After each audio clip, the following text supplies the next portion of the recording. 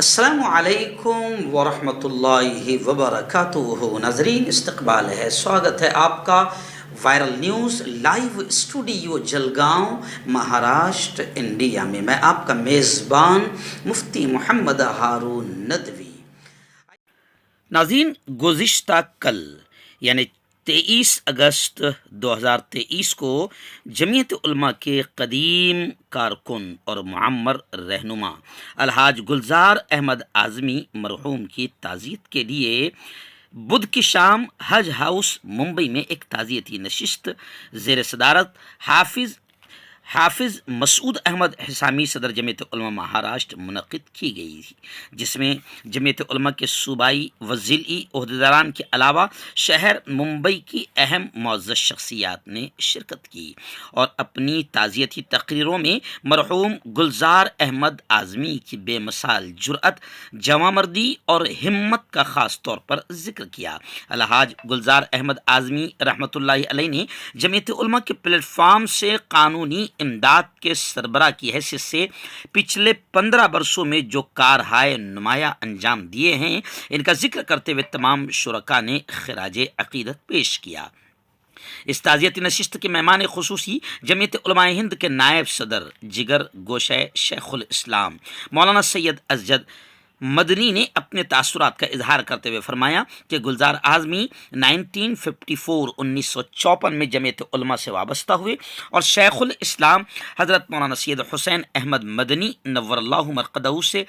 غایت درجے تعلق اور عقیدت کی وجہ سے جمعیت پر اپنا سب کچھ قربان کر دیا۔ ہم سب کی طرف سے انہیں بہترین خراج عقیدت یہی ہوگا کہ ان کے مشن اور ان کے کام کو، ان کے کاز کو جاری و ساری رکھیں۔ مولانا مدنی نے گلزار اعظمی کے محاسن کا ذکر کرتے ہوئے کہا کہ جمعیت علماء کے اکابر کی نمایاں ترین صفات میں اخلاص اور استقامت کا بھرپور جذبہ ہوا کرتا تھا، اور یہ دونوں صفتیں مرحوم الحاج گلزار احمد اعظمی کی ذات میں کوٹ کوٹ کر بھری ہوئی تھیں۔ انہوں نے حضرت صدر محترم مولانا سید ارشد مدنی مدظ اللہ کے حکم پر دہشت گردی کے الزام میں ماخوذ ملزمین کے مقدمات کی پیروی کا بیڑا اس وقت اٹھایا جب کہ چہار جانب خوف اور دہشت کا ماحول تھا۔ جس نوجوان کو گرفتار کر لیا جاتا تھا، اس کے ماں باپ، قریبی رشتہ دار بھی اس سے دامن بچاتے تھے۔ ایسے نازک اور مہیب ماحول میں انہیں بے قصور ملزمین کے مقدمات کی پیروی کا بیڑا گلزار احمد اعظمی کی سربراہی میں جمعیت علماء ہند نے اٹھایا اور برسوں کی محنت سے عدالتی چارہ جوئی کے ذریعے ان کی اکثریت کو بے قصور ثابت کر دکھایا۔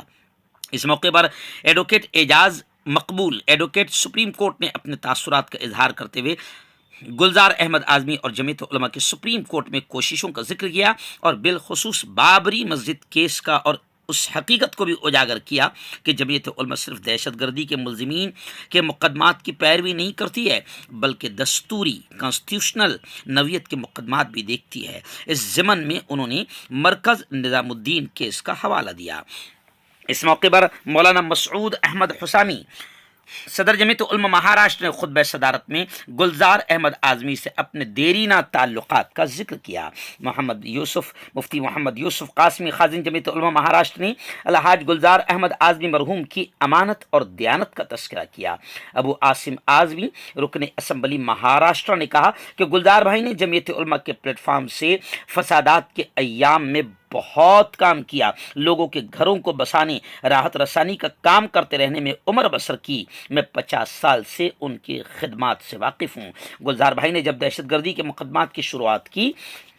اس سے پہلے میں نے شہید ایڈوکیٹ شاہد اعظمی کو ساتھ لے کر اس خدمت کو انجام دینے کی کوشش کی۔ پھر میں نے حضرت مولانا سید ارشد مدنی مدظ اللہ العالی سے اس سلسلے میں درخواست کی، جس کے نتیجے میں جمعیت علماء لیگل سیل کا وجود عمل میں آیا اور گلزار احمد اعظمی صاحب نے بے مثال کارنامے انجام دیے۔ میں دل کی گہرائیوں سے جمعیت علماء کو مبارکباد پیش کرتا ہوں۔ آج ملک کے اندر کوئی ایسی جماعت نہیں ہے جو اس کام کو بحسن و خوبی انجام دے سکے۔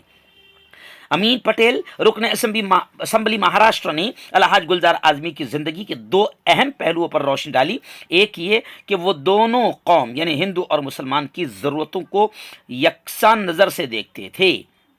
تعلیمی وظائف کی تقسیم کے موقع پر یہ منظر بارہا میں نے دیکھا ہے۔ دوسری بات یہ کہ جب بھی مہاراشٹر اسمبلی سیشن کا اجلاس شروع ہونے والا ہوتا تھا، اس سے پہلے مسلم ممبران اسمبلی کو خواہ وہ کسی پارٹی سے تعلق رکھتے ہو، اپنے دفتر پر بلا کر ملت کے مسائل کی ایک فہرست پیش کرتے اور اس کو اسمبلی میں پیش کرنے کے لیے کہتے تھے۔ Advocate Abdul Wahab Khan Bombay high court نے گلزار احمد اعظمی کی سرپرستی میں لڑے جانے والے مقدمات کی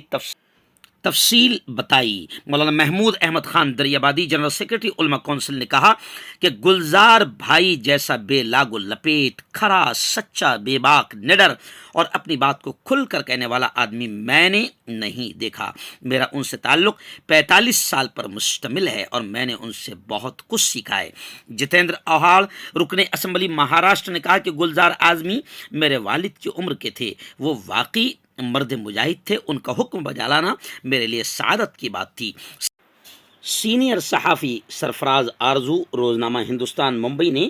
گلزار اعظمی کو امین ملت کا خطاب دیتے ہوئے کہا کہ ابھی جلد ہی میں نے ایک میٹنگ میں گلزار احمد اعظمی کی خدمات کا ذکر کرتے ہوئے یہ تجویز رکھی تھی کہ جس طرح جمعیت علماء دہشت گردی کے الزام میں ماخوذ بے قصور افراد کے سول مسائل اور مقدمات کی پیروی کرتی ہے، اسی طرح ملت کے سول مسائل کو بھی عدالت میں پیش کرنے اور ان کا صحیح حل نکالنے کے لیے جمعیت علماء کی خدمات حاصل کرنے کی ضرورت ہے۔ اس موقع پر حضرت مولانا محمد عارف عمری رکن مجلس عاملہ جمعیت علماء مہاراشٹر نے اپنے تاثرات پیش کرتے ہوئے کہا کہ الحاج گلزار احمد اعظمی کا سانحہ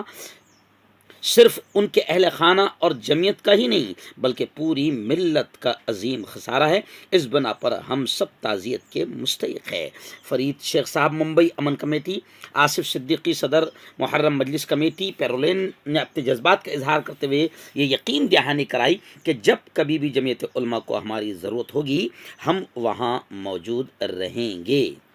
مفتی محمد حذیفہ قاسمی ناظم تنظیم جمعیت علماء مہاراشٹر نے اپنی تقریر میں کہا کہ گلزار احمد اعظمی کی زندگی ایک مرد مجاہد اور مرد آہن سے عبارت تھی۔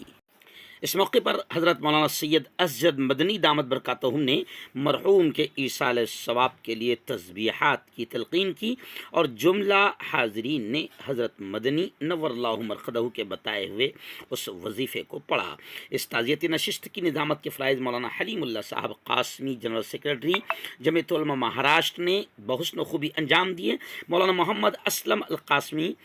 صدر جمعیت علماء شمال مغربی زون کی تلاوت کلام پاک سے مجلس کا آغاز ہوا۔ مفتی حفیظ اللہ قاسمی ناظم تنظیم جمعیت علماء مہاراشٹر کا مرتب کردہ مرثیہ جناب قاری نثار احمد صاحب نے پیش کیا اور صدر جلسہ کی دعا پر نشست اختتام پذیر ہوئی۔